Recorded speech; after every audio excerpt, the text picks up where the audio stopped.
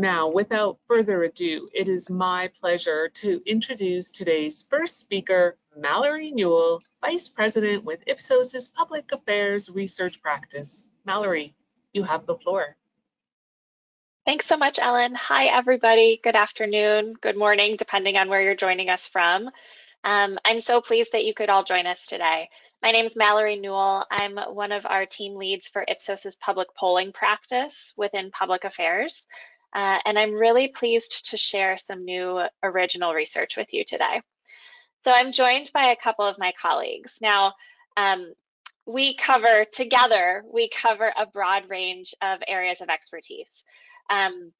When we set out to do this research around entertainment and around representation, it was really born out of a question and a need that my team had about where are some areas within our society that we could do research on that may be not necessarily under-researched, but might be a new way of looking at the topic.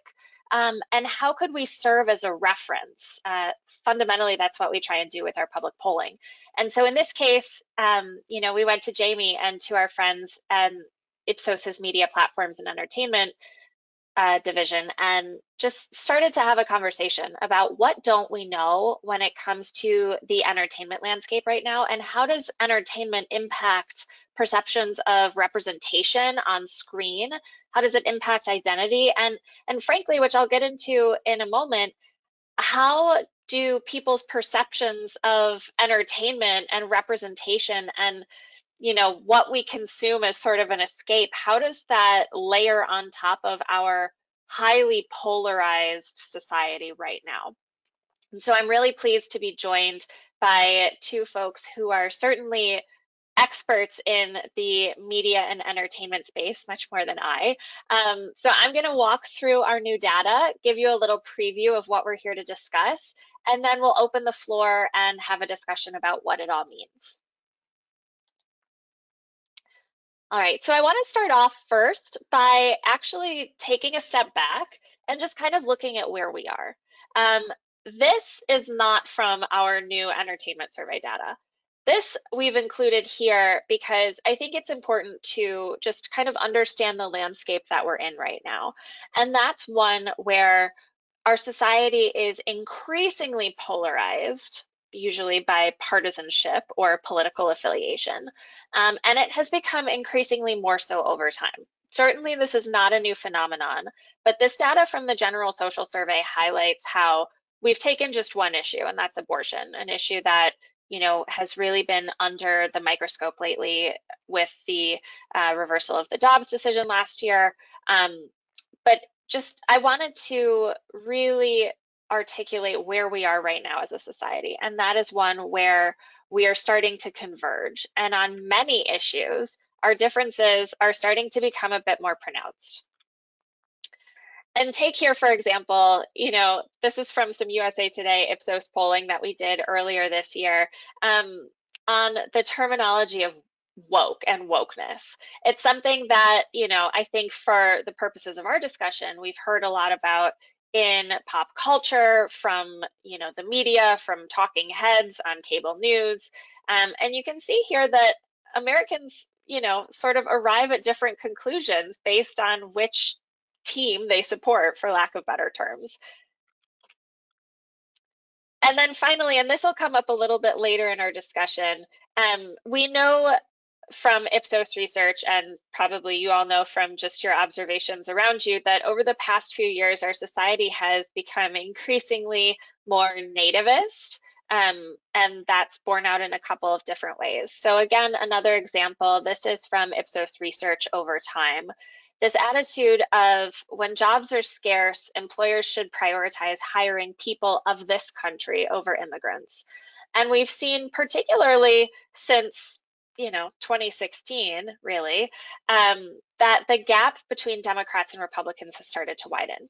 So when we were conceiving of this poll, right, we had all of this in mind. We know that our society is highly polarized, more tribalized, everyone kind of looks to their partisanship, if they have one, for their own cues and clues on how to process information. And does that extend to how we consume and how we engage with pop culture? And the short answer, which we'll unpack today, is yes, but it's not the only factor. So this is from some other research that we released recently, part of the American Communities Project. And I should note that all of this research is available on the Ipsos website, and the entertainment research that we're talking about today will be live on our website right after this, so you can check it out and get all of the data for yourself. But now, one of the things that I think is important as we look through this data on entertainment is understanding this concept, again, this sort of populist or nativist sentiment of feeling like a stranger in your own country, which I think does have implications for, do you see yourself reflected on screen? And what we see is that it's actually people over 50, and it's white Americans who are more likely to say that they feel like a stranger in their own country. And as we'll see in our data, this does have implications for how they feel about what they're seeing on their screens right now. Now, I know that there's a lot of data that exists that talks about or tries to understand how people are consuming entertainment and what they're actually watching, listening to, streaming. So I don't want to focus too much on this. This is all just sort of self-reported entertainment consumption. But I do want to show that overall, at least what we're consuming is we have more alike, we have more in common than not. Listening to music, streaming, surpassing live TV, for example, and then short form videos. So think YouTube videos, think TikToks. Definitely something that younger people are consuming, but older people as well. This is not like a youth only thing. And then if you look at it by race, similar patterns play out, right? Again, overall, what we are consuming in terms of our preferred mediums of entertainment are really common when you look at different demographic groups. And that's true for partisan affiliation. So yeah, bipartisanship. We all like watching streaming TV. We've all listened to music a lot in the past month, etc. So it's not really so much what we're consuming that's different, but it's our attitudes toward that. So now let's get into it. This is starting to unpack some of our data. Here I do want to, before we jump to our new polling, I wanted to go back to something else that we saw in our recent American Communities Project research. This notion, do you agree or disagree? I don't see people like myself in popular entertainment and media. We don't have the total on this slide, but overall, roughly 4 in 10 Americans agree with that sentiment. I don't see people like myself in popular entertainment and media. And what's interesting is different poll, but same commonalities. It's older people and it's white Americans who are a little bit more likely than their counterparts to feel that they don't see themselves in popular entertainment and media. Does that actually reflect our reality? I'm not sure, but this is their opinion. And here too, we've taken some of the attitudinal statements that we asked about in our entertainment poll shown by Democrats and Republicans. Now, I am talking a lot about folks on both sides of the aisle here, and I don't want to neglect people that ascribe to neither party or say that they're political independents. It's really just that they pretty much reflect that total bar. They're kind of right down the middle in between. So I did just want to note that. But a couple of key takeaways here. First, half of Americans say that they, Hollywood, entertainment industry, they are making too many movies and shows with diverse actors and characters just to say they did. So half of Americans believe that. But when you dig underneath the surface, you find that it's really driven by one particular group, and that's those who identify as Republicans. 3 in 4 believe that the industry is making too many movies and shows with diverse actors just to say they did. And there's a more than 40 percentage point difference between Republicans and Democrats on this question. And then similarly, the one that we just showed on the last slide, I don't see people like myself in pop culture or popular entertainment and media. 4 in 10 Americans. A majority of Republicans agree compared to 1 in 3 Democrats. Also, this question of, can you find entertainment that reflects your beliefs and values? 40% of Americans agree here. Importantly, I just want to note that doesn't mean that 60% disagree. We did have a midpoint that allowed people to say that they neither agree nor disagree. So a plurality say that they can find entertainment that reflects their beliefs and values. However, there's, Democrats are more likely to say this than Republicans. And on the flip side, a supermajority of Republicans agree that most of what's coming out of Hollywood is too liberal for their taste. So this is what I mean when we are living in these highly polarized times where really any issue is sort of looked at through a political lens. That does extend to our attitudes toward what's on our screens, what is supposed to be an escape, what we're listening to, what we're consuming. And there really is a little bit of a breakdown here by partisan lines. Oops. Okay, so really crucial to this research and to our polling is we asked 2 questions. First, rate on a scale how positive or negative do you feel the following groups of people are shown in entertainment? And then again, that same long list of groups, there's 20 of them here. Do you feel, on a scale from 1 to 7, do you feel that they're very included or even overexposed versus excluded and left out of the conversation? And then we took that and we crossed it, right? So this chart represents, if you look in the top right corner, those are the groups that Americans are most likely to feel are both portrayed in a positive light and also both included a lot or maybe overexposed on their screens. And those in the bottom left corner are, who's portrayed in a more negative light and who's also excluded. And we start to see some interesting patterns emerge. First of all, even though white Americans are more likely than Black or Hispanic Americans to feel that they don't see themselves reflected in entertainment, the general consensus is that white Americans are shown both in a more positive light and they're also more included on our screens. Again, this is all attitudinal, right? This is people's perceptions of how certain groups are portrayed in entertainment.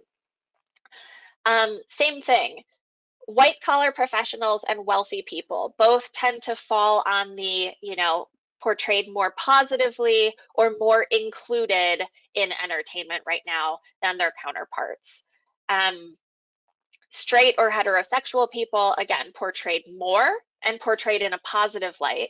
And then on the flip side, if you look in the bottom left corner, you see trans or non-binary people both excluded from popular entertainment and also when they are on screen portrayed in a more negative light. So there are differences that are starting to exist here. But in general, I think our core group of people who the American public believes they're seeing more of on screen and they're seeing in a more positive light are white Americans, wealthy professionals, straight people, and liberals. Again, we also asked liberals and conservatives, so you can see that bolded here. Liberals seen as being included more, portrayed more positively, conservatives excluded, portrayed more negatively.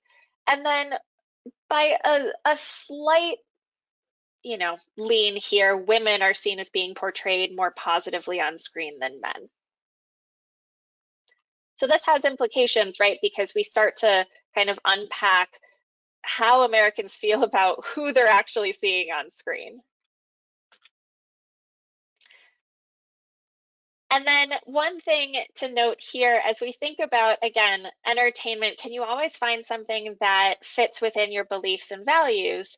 Nearly half of Americans, 45%, say that they want to see less sex, drugs, and violence in entertainment. This, I'm not showing partisanship here because there are some other driving factors that I think are more important. It is primarily older people. 3 in 5 Americans age 65 plus say that they want to see less sex, drugs, and violence in entertainment. And women are significantly more likely than men to agree with this sentiment as well. So how are we actually seeking out our, our values and our beliefs on screen? But what is it that we're watching, and does it really differ? Again, I know that there are a lot of statistics out there about the top shows and the top things that people are consuming on TV, both streaming and cable or broadcast. So what we did is we took some of the top shows, top things that people watched from the past year, and asked, which ones are your favorites, right? Below is a long list of what people may have watched or streamed in the past year, and what are your favorites? And we do start to see some differences emerge. NFL football, whether it's Sunday night, Monday night, every night of the week, pretty much, it's more popular among men, less so among women, more popular among older people, less so among Americans under 35. Yellowstone, that's one that's talked about a lot, right? That as we go back to our people of party affiliation starting to consume entertainment differently, Yellowstone's seen as a great example of that. And we see that borne out in our data too. It is most popular among people who say that they live in rural areas. It's most popular among people who identify as Republicans.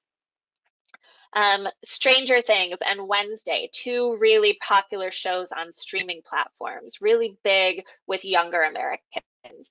So again, here, this is all to just kind of illustrate that, of course, we're not all consuming the same entertainment, right? People have different tastes, they like what they like, but we are starting to see some patterns emerging about what in pop culture is most popular with certain groups of people.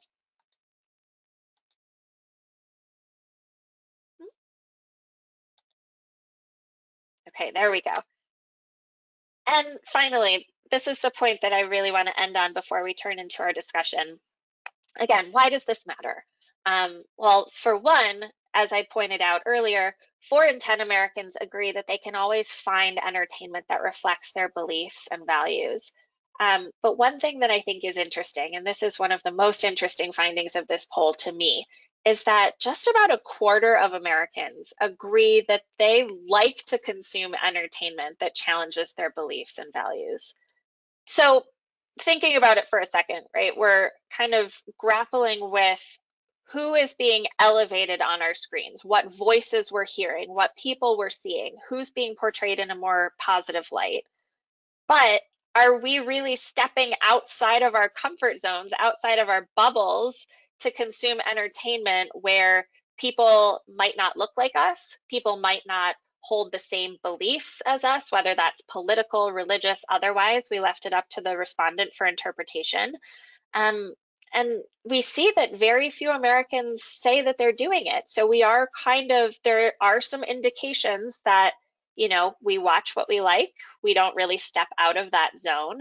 And I think that has real implications for, how we tackle this question of representation in entertainment. And from there, I'm going to stop sharing my screen and I'm going to open it up to my co-panelists here so we can have a discussion about what this all means. Excellent. Thank you, Mallory, for that really, really insightful data. We appreciate it. I'm Jamie Stenziano. I lead our partnerships with media and entertainment companies at Ipsos, and I'm joined with our special guest, Denia from Paramount Advertising as well, who has done extensive amounts of research in this topic. And so we have several questions that are coming in and that we'd like to cover in the time remaining. So if you do have a question on anything that we cover in this Q&A or that Mallory covered earlier, please do send it through in the chat. If we have time before the close of the session, we'll cover it here. If not, rest assured we'll store it and can get back to you one-to-one afterwards. And as a final note, all of the data points, as Mallory said earlier, from the presentation are going to be available on the Ipsos website, so do check that out as well. Okay, so let's jump in.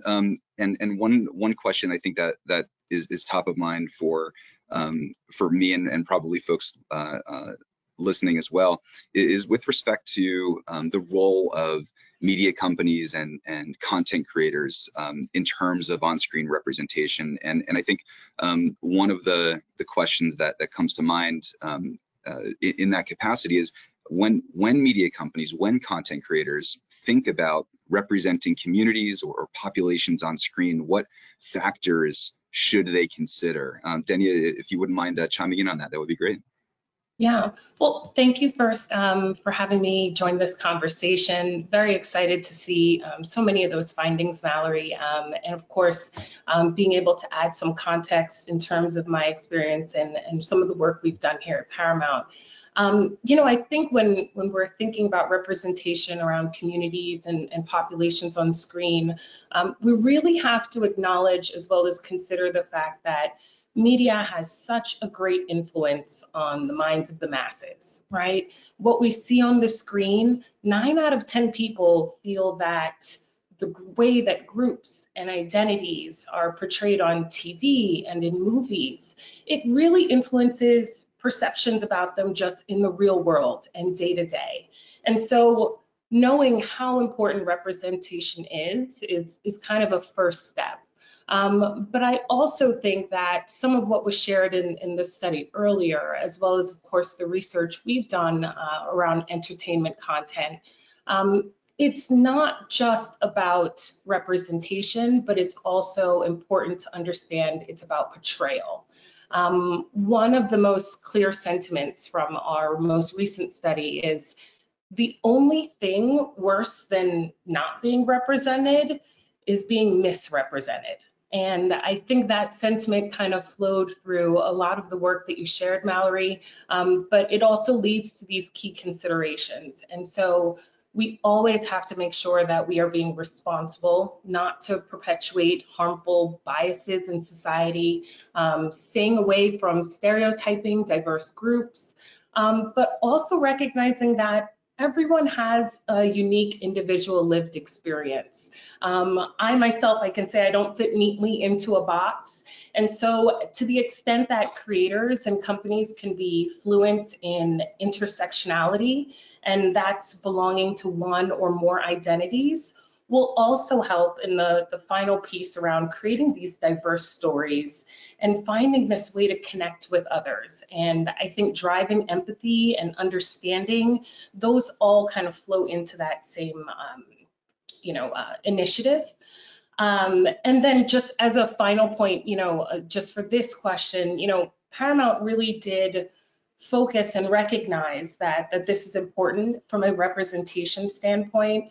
And we started Content for Change internally. And that's because we believe that when representation on screen is done right, it can really have a huge impact. It impacts lives, how we're seeing each other, but also, in the end, we all hope to have it create a more equitable society. Excellent. Very well said. Thank you for that, Denia. And I very much agree. And obviously, Content for Change is a very important initiative. And folks on the line, do feel free to check out Content for Change as well on Paramount Advertising's platforms. Awesome. Mallory, anything to add to that before we move on to a few other questions? Yeah, and obviously, this is not my area of expertise, but one thing that really comes to mind both in our data and in some other survey research we've done is the importance of authenticity. In fact, Merriam-Webster said that authentic was the word of the year this year, right? So I think how can entertainment companies and content creators create diverse entertainment that also feels authentic, right? Because your audience is going to pick up on that. I come back to the data point in our survey where half of Americans, a bare majority, say that, Hollywood is making more diverse characters and actors just to say that they did, not to add to the story. And so I think what's important is how can we get to the point where, we are able to elevate diverse characters and stories in a way that feels like you are showing this character, this person's whole complete self, and you are not trying to just check a box or put somebody in a box, right? Because your audience is going to pick up on that. That doesn't feel authentic. That doesn't feel like the best way to really convey like the myriad stories and backgrounds of people in this country and who are consuming entertainment.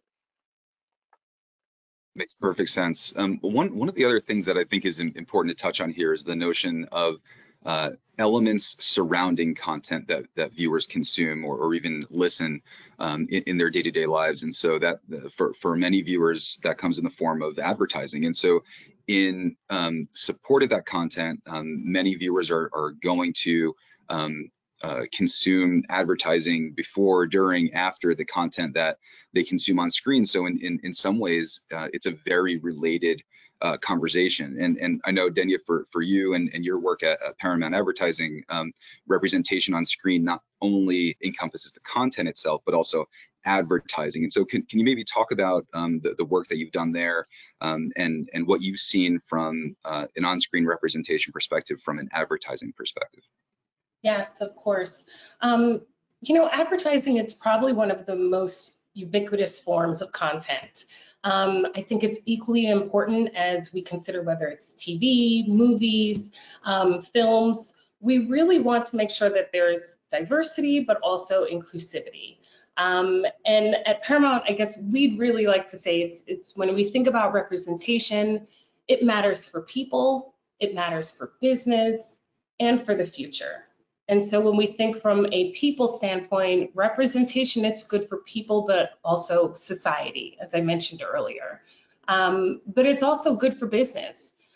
We see that there's so much purchase intent that's driven just from having inclusive content and having a cultural perspective that's really being authentic. And so 57% of folks, they'll more likely buy from brands that are going to represent people like them. And then 45 are going to pay more for a brand that's going to embrace inclusivity. And I think those two touch points from a business standpoint really hones in on why it's important to have such clear representation in advertising. And then finally, it's future-proof. I think we all need to recognize that by 2045, we are going to be in multicultural majority, but also, even as we stand now, 3/4 of consumers, they're belonging to at least one marginalized community. And so in order from a business standpoint, but also to remain relevant, we have to understand the power of those communities and make sure that we're having a connection with them as well in our advertising. Yeah, I think that's a really important point to make in terms of going beyond traditional demographics that we use in the media industry on a day-to-day basis and looking further into the fact that our audiences, our viewers, our listeners, our consumers are many more things than simply the demographics that we see on a day-to-day on a business perspective. So I think that's very well said. And this is for both of you, I think, looking into the future, what do we need to do collectively, both as folks in the industry, but also as researchers in the public space? Where can we go from here in terms of furthering on-screen representation? Mallory, if you want to start, and then Denia, that would be great. Where do we go from here in terms of furthering on-screen? That's a great question. Well, I think one of the things that we need to keep in mind is, ultimately, it's a big challenge, right? How do we make sure that all of these different groups feel seen and also don't feel like a stranger in their own country, right? Like aren't approaching, you know, what they consume, what they buy, how they vote from this like place of grievance. And that's a big question that I think we as a society are really wrestling with right now, because we know that, again, everything has become politicized, not just who you vote for, but you know, the type of entertainment you consume and the products you buy. Like I think the like Anheuser-Busch example this year and the controversy over Bud Light is a great example of that. So we start to see now how this polarization does, I think, have ripple effects in society. And I don't know that I have an answer for that, other than I think it's really an important question for those in the industry to be paying attention to. And Mallory, just to piggyback, I'm going to go back to a slide in your presentation, and you listed out even the top content that folks are consuming. And I think it speaks exactly to that, right? We have such an explosion of content. We're fragmenting audiences, right? It's great from an audience perspective. I know that my kids are watching Stranger Things, but I have not. And so that's not to say that it's not just as equally important in the landscape, but if you consider just having more choice, there's so much more control, and of course representation is a big piece of that. I guess if we're thinking about the future of the landscape, I'm going to laser in a little more on Gen Z. They are just always looking for diverse, nuanced stories. What we see is actually both Gen Zs and millennials. They're consuming more content from Black, Latinx, Hispanic, Asian, gay, trans, neurodiverse creators. I mean, we're seeing it at such a higher rate than Gen X and Boomers. And I think that really speaks to the fact that we do need more choices. We see that the landscape obviously is fueling all of those choices with such diverse content. But when we think of Gen Z and we think of windows and mirrors, it really explains the direction that we're going in from a landscape standpoint. Mirrors, they want to see their own multifaceted identity. And then windows is they want to peek into the identities of those that don't share their same background or ethnicity. And I think creating that balance and making sure that we are really telling compelling stories that draw people in, those are going to bring the new experiences, and those are going to connect us emotionally. And I think those stories are going to become so universal, as well as being able to maintain a uniqueness.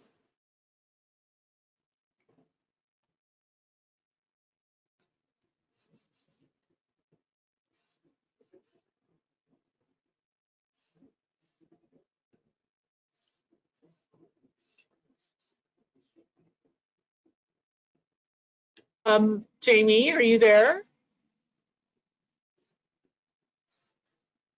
Well, Danya, I heard what you had to say. I thought that was excellent. And I don't know what happened to Jamie. I know we've lost. Hi. Nope. Oh, Mallory is back. Excellent. I had to switch audio, but I'm here.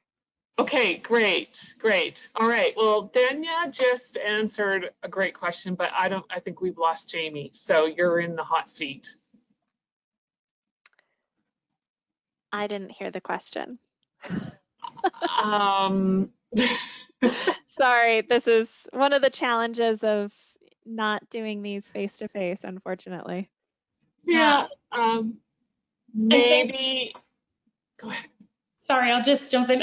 Mallory, I was just kind of, as we were kind of percolating about the future of the industry and future of representation, and just seeing how generationally we're having such differences, and there's such an appetite for these diverse stories, especially as we look at Gen Z and millennials. And so I was just sharing that perspective in terms of the what's next.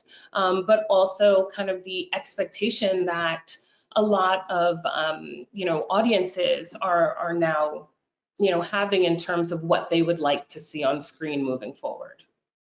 Yeah, I think that's a great point. And, you also brought up how our society is just changing demographically. Yes. And, you know, millennials and Gen Z and the generations that follow are, you know, more racially diverse. And so I think that's an important factor to take into account as well.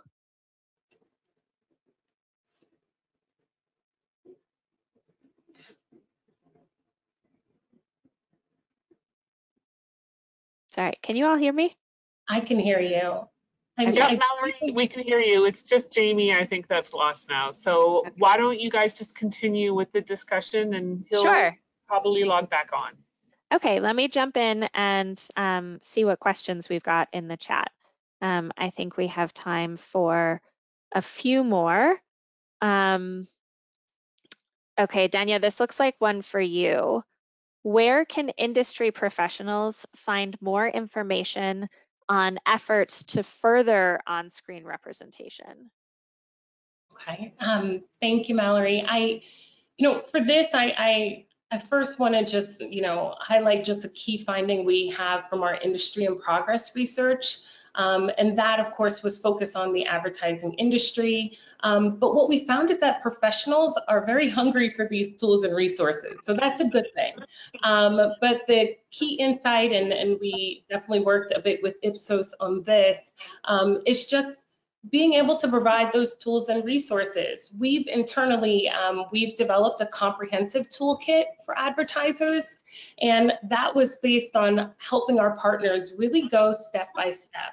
There is sometimes a fear of cancel culture, and we want to make sure that we were able to give some actionable steps to help with these things. We include things like a cultural fluency checklist, and that helps you assess where your brand is currently, but also, just what brands resonate well with, different audiences. And then, of course, if a brand does something wrong, we want to help them in terms of how to come back from that. Also, as an organization, we partner with the ANA and members of AIM, and there are so many resources and tools that are available there for both inclusive and multicultural marketing. That's great, thank you.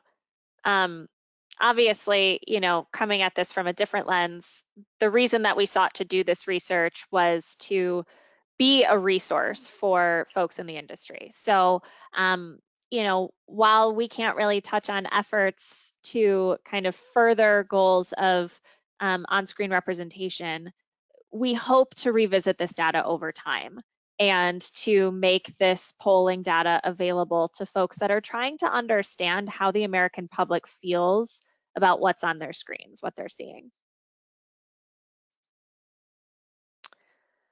Yeah, and Mallory, I have to say, it's definitely a unique perspective, just understanding from that political landscape and the impact kind of layered on all of these other elements around diversity and representation. So very interested, obviously, to check this out on the website as well. Thanks. All right, let's see here. Okay. The data shows that certain groups are clearly portrayed as more positive and more included. But I also noticed a people like me on that slide. Does the data show a similar pattern when you look at how different groups of people perceive their own representation? Oh, good question. So I'll start and then maybe turn it over to you, Danya. What's interesting here to me is when you look at that people like me measure, again, we asked this on a 7-point scale and kind of took the average, and most people rate themselves as sort of right in the middle of the road or slightly negative when it comes to people like me. However, there's not really a big difference by subgroups. So, if you look at it by race, it's not like white Americans look really different on the question of how people like me are portrayed versus Black Americans, for example. Where I do think that some of the differences are borne out is when you look at the listing of specific groups, right? So take, for example, conservatives. I know I keep coming back to political, so I'll give a couple of examples, but you know, those who identify as Republicans are more likely than those who identify as Democrats or independents to feel that conservatives are portrayed more negatively. Similarly, Black Americans are more likely to feel that on screen, Black Americans are portrayed more negatively than the opinion of white or Hispanic Americans. So it's an interesting question. Overall, people feel that people like them are kind of portrayed in a very middle of the road light, but I think when you ask about specific groups and look, you know, by race, ethnicity, or look by political affiliation, or look by age, that's where you start to see some of those inherent differences borne out, which I think is interesting. But I guess, Danya, I don't know, what do we make of that, right? Can we actually alter people's perceptions of who is represented on their screen and how they feel about it?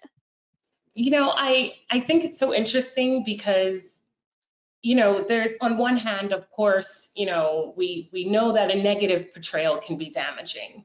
But I think the other side of that coin is when we have overly positive ones, it can be just as damaging. And so to the extent that we can avoid portraying, you know, certain communities as exceptional or superhuman, I think our best bet is to do so, because it in turn, it really alienates them. And it's exactly as you mentioned, it's not relatable and you're not feeling like you see yourself on screen. And so again, I think it's just about creating narratives that really express that full, complete spectrum of identity. I think the power of storytelling is really at the heart of it. And I think the power of storytelling is really what changes the way that people think. That to me feels like a perfect place to end our discussion. We're right at time. Danya, thank you so much for sharing your insights. And to those of you listening online, thanks for sticking with us despite audio and video. I think I'm frozen right now. Challenges, but I really appreciate everyone listening in. Remember, you can find all of this data on the Ipsos website. And if we didn't get to your question today, we will be following up separately shortly after this, along with a recording of the webinar. So thank you again to everyone. Thank you to my co-panelists, Jamie and Danya, and I wish you all a great rest of your day. Take care.